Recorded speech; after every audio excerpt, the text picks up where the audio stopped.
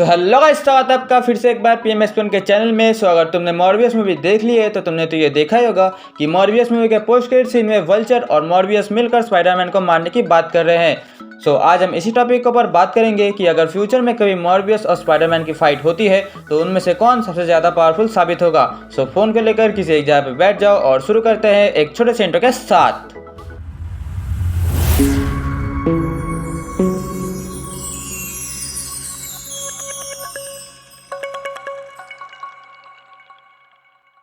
सबसे पहले अगर हम बात करें मॉर्बियस को लेकर, डॉक्टर माइकल मॉर्बियस एक नोबेल प्राइज विनिंग बायोकेमिस्ट होता है। लेकिन मॉर्बियस और उनके बेस्ट फ्रेंड को बचपन से ही एक रेयर ब्लड डिजीज होता है, जिसकी वजह से वो दोनों समय के साथ कमज़ोर होते हैं और मरने वाले होते हैं। इसीलिए वो अपने लैब असिस्टेंट के साथ मिलकर इस रेयर डिजीज़ के ऊपर रिसर्च करते हैं, जिससे उनको पता चलता है कि अगर एक बैट का डीएनए मॉर्बियस के बॉडी पर इम्प्लांट किया जाए तो उससे मॉर्बियस ठीक हो सकता है। इसके बाद मॉर्बियस ठीक तो हो जाता है, पर ठीक होने के साथ साथ उसके पास कुछ वैम्पायर्स की पावर और कुछ सुपर पावर्स भी आ जाती है। अगर हम बात करें मॉर्बियस के पावर्स को लेकर तो सबसे पहला जो पॉइंट आता है उसका नाम है सुपर स्ट्रेंथ। मॉर्बियस की ज़्यादातर स्ट्रेंथ उसकी ब्लड कंजम्पशन पर डिपेंड करती है, यानी कि वो जितना ब्लड कंज्यूम करेगा उसकी स्ट्रेंथ उतनी ही बढ़ती जाएगी और इसकी मदद से वो 1500 पाउंड तक के वेट को भी बड़े आसानी से उठा पाएगा। अगर हम बात करें हमारे दूसरे नंबर पॉइंट को लेकर, जिसका नाम है super speed and stamina. Morbius बहुत ही ज़्यादा फास्ट है और अगर वो रन करना चाहे तो वो बहुत ही फास्ट रन कर सकता है और हमने तो उसे कभी कभी उड़ते हुए भी देखा है। और उसकी स्टेमिना इतनी ज़्यादा है कि वो बिना रुके बहुत समय तक फिजिकल एक्टिविटीज़ भी कर सकता है। अगर हम बात करें हमारे तीसरे नंबर पॉइंट को लेकर, जिसका नाम है रीजनरेटिव हीलिंग फैक्टर। एक वैम्पायर की तरह मॉर्बियस का हीलिंग फैक्टर भी बहुत एडवांस है।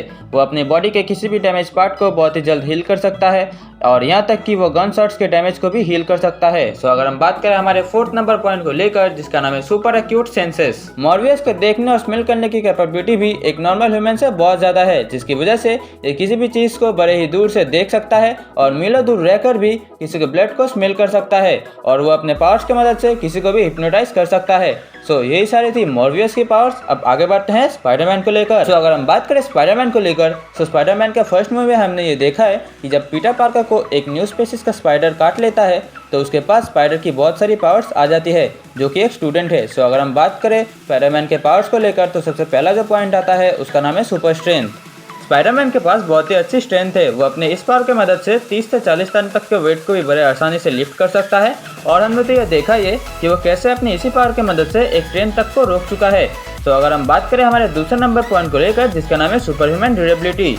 स्पाइडरमैन की बॉडी इतनी ड्यूरेबल है कि अगर उस पर कोई शार्प ऑब्जेक्ट से अटैक भी किया जाए तो उसे कुछ खास इंजरी नहीं होने वाली और वो ऊंची जगहों से गिरने के बाद भी फाइट कर सकता है और ऐसी इंजरी से सर्वाइव कर सकता है जो कि एक आम इंसान सोच भी नहीं सकता। अगर हम बात करें हमारे तीसरे नंबर पॉइंट को लेकर, जिसका नाम है रीजनरेटिव हीलिंग फैक्टर। स्पाइडर का हीलिंग फैक्टर भी बहुत एडवांस है, क्योंकि अगर उसको कोई हार्म या इंजरी हो जाए तो वो उसको एक नॉर्मल ह्यूमन के कंपैरिजन में बहुत ही जल्दी हील कर सकता है और इसके अलावा वो गन शॉट्स और ब्रोकन बोन्स को भी बहुत ही जल्द हील कर सकता है। अगर हम बात करें हमारे फोर्थ नंबर पॉइंट को लेकर, जिसका नाम है spider sense. Spiderman spider sense भी प्रोसेस करता है, जो कि उसे किसी भी खतरे के बारे में पहले ही वार्न कर देती है और इसी की वजह से स्पाइडरमैन को अपने विलन्स के आसपास होने के बारे में पहले ही पता चल जाता है, जिससे स्पाइडरमैन उन्हें अटैक करने के लिए पहले ही प्रिपेयर हो जाता है। देखो, इस कंपैरिजन को देखते हुए मुझे तो ये लगता है कि इन दोनों के जीतने के चांसेस ही बहुत है। एक तरफ है मॉर्बियस, जो कि बहुत ही पावरफुल है, जिसके पास एक वैम्पायर जैसी पावर्स है और उसके ऊपर सनलाइट का भी कोई असर नहीं होता और मॉर्बियस को उसकी पावर्स ब्लड कंजम्पशन की वजह से मिलती है। इसीलिए वो जितनी ब्लड कंज्यूम करेगा उसकी पावर्स उतनी ही बढ़ती जाएगी, जिसकी मदद से वो स्पाइडरमैन को तो क्या अपने से डबल पावरफुल कैरेक्टर को भी हरा सकता है।